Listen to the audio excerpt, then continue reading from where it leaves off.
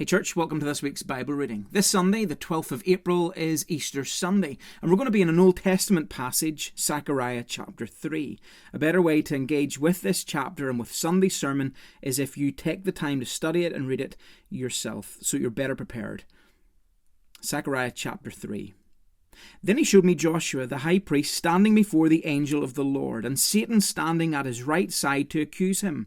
The Lord said to Satan, "The Lord rebuke you, Satan. The Lord who has chosen Jerusalem rebuke you. Is not this man a burning stick snatched from the fire?" Now Joshua was dressed in filthy clothes as he stood before the angel. The angel said to those who were standing before him, "Take off his filthy clothes."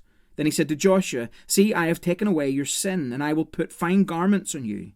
Then he said, "Put a clean turban on his head." So they put a clean turban on his head and clothed him, while the angel of the Lord stood by. The angel of the Lord gave this charge to Joshua.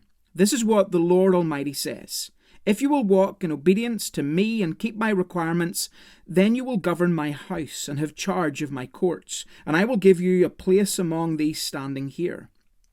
Listen, high priest Joshua, you and your associates seated before you, who are men symbolic of these things to come. I am going to bring my servant the branch.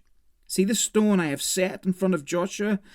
There are 7 eyes in that one stone, and I will engrave an inscription on it, says the Lord Almighty, and I will remove the sin of this land in a single day. In that day each of you will invite your neighbor to sit under the vine and fig tree, declares the Lord Almighty." This Sunday I want to look at 3 aspects of Easter. I want to look at the shadow of Easter from this passage in Zechariah chapter 3. I want to look at the setting of Easter from the 4 Gospels, and I also want to